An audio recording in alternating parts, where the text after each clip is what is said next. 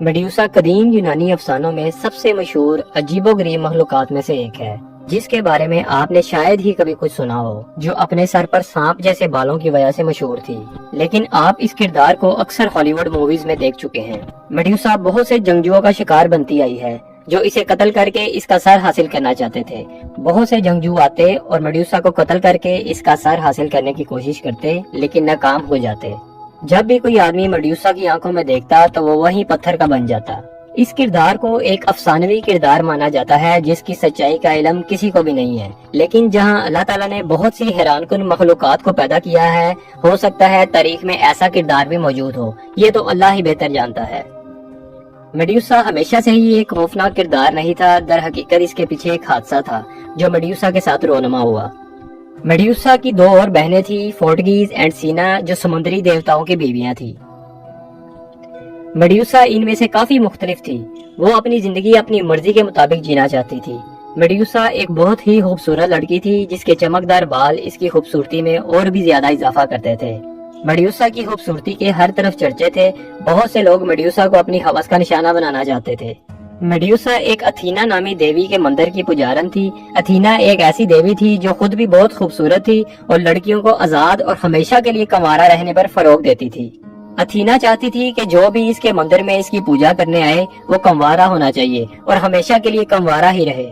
میڈیوسا نے فیصلہ کیا کہ وہ اتھینا کے مندر کی پوجا کرے گی اور ہمیشہ کے لیے کنواری رہے گی، کسی بھی مرد کو اپنے پاس نہیں آنے دے گی۔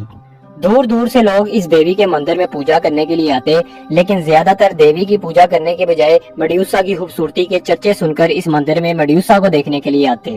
یہ بات اتھینا کو ناگوار گزرتی اور وہ میڈیوسا سے جیلس ہونے لگی۔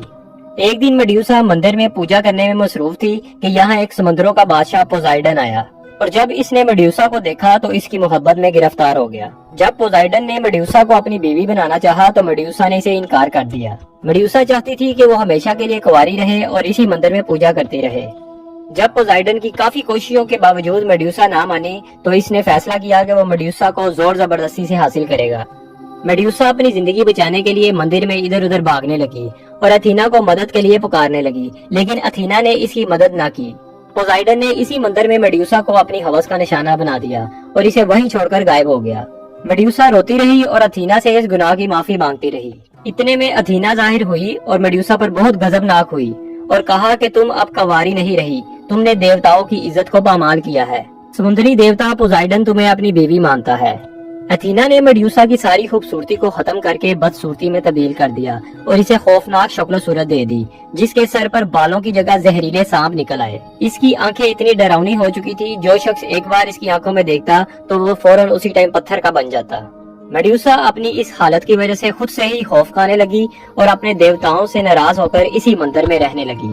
میڈیوسا کے دل میں انتقام کی آگ بھڑکنے لگی، جو بھی آدمی اس مندر میں آتا وہ میڈیوسا کے انتقام کا نشانہ بن جاتا، جو بھی اس کی آنکھوں میں دیکھتا وہ پتھر کا بن جاتا۔ بہت سے جنگجو یہاں آتے اور میڈیوسا کو قتل کر کے اس کا سر حاصل کرنے کی کوشش کرتے، لیکن سب ناکام ہو جاتے۔ ایک دفعہ ایک جیوس شہزادہ پرسیسٹ اس مندر میں آیا، جو میڈیوسا کو قتل کر کے اس کا سر حاصل کرنا چاہتا تھا۔ اس کے پاس دیوتاؤں کا دیا ہوا ایک تحفہ، ایک تانبے کی شیلڈ موجود تھی، جس کی مدد سے وہ میڈیوسا کی نظروں سے خود کو بچا سکتا تھا۔ اس کے پاس ایک تیز کرشماتی تلوار بھی موجود تھی۔ پرسیسٹ کا سامنا جب میڈیوسا سے ہوا تو اس نے شیلڈ کی آڑ میں خود کو بچاتے ہوئے اپنی تلوار سے میڈیوسا کا سر قلم کر دیا اور میڈیوسا کا سر حاصل کرنے میں کامیاب ہو گیا۔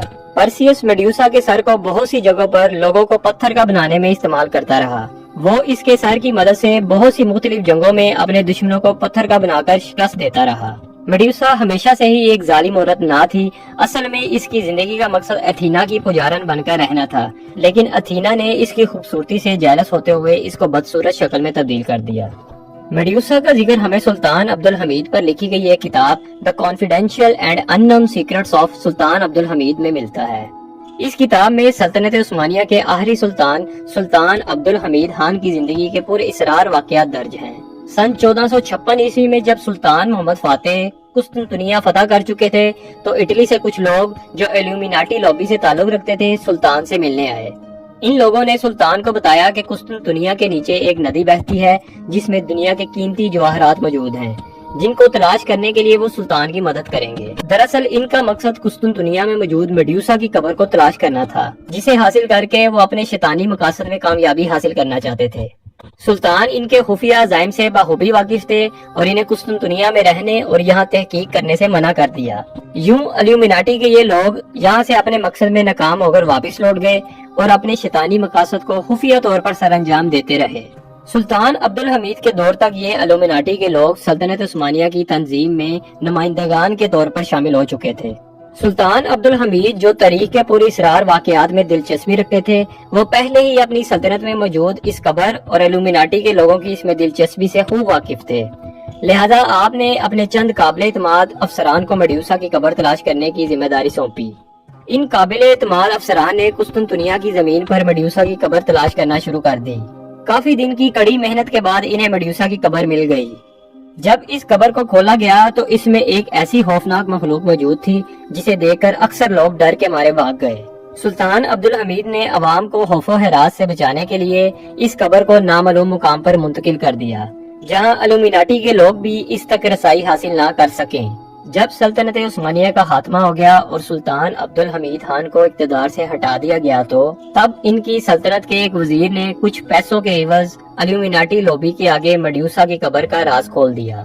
تو الومناٹی لوبی کے لوگوں کی شیطانی مقاصد کے حوالے سے یہ تلاش پایا تکمیل تک پہنچی۔ کچھ ماہرین کہتے ہیں کہ میڈیوسا کی یہ ممی در حقیقت ایک خطرناک ہتھیار ہے جو ماضی میں بھی بڑے بڑے دشمنوں کو زیر کرنے کے لیے استعمال کی جاتی رہی ہے۔ ہو سکتا ہے الومناٹی لوبی جو میڈیوسا کی ممی کو حاصل کرنے کے بعد اس کو ایک ایسی ٹیکنالوجی میں تبدیل کر رہے ہوں جو انہیں آنے والے دور میں ان کے شیطانی عزائم کو حاصل کرنے میں مددگار ثابت ہو۔ ناظرین، ان تمام باتوں کا محض ترکی زبان کی اپنی تحریریں اور روایات ہیں۔ ہم اس واقعے کی سچائی کا دعویٰ بالکل نہیں کر سکتے۔